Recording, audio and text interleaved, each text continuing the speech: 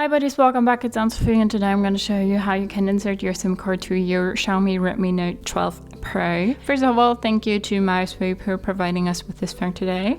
So we'll go ahead and insert our SIM card. First need to find our SIM card tray, and to open that one you need a simple paper clip or your SIM card ejector.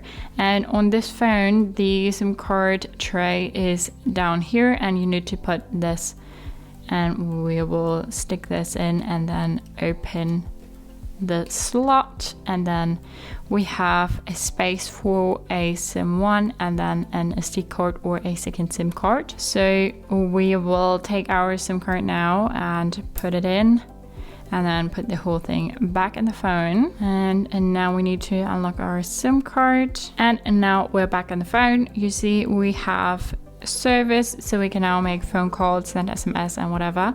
And if we go to our settings, then we have SIM cards and mobile networks, and we have our SIM 1 here, Kongso, that's our provider.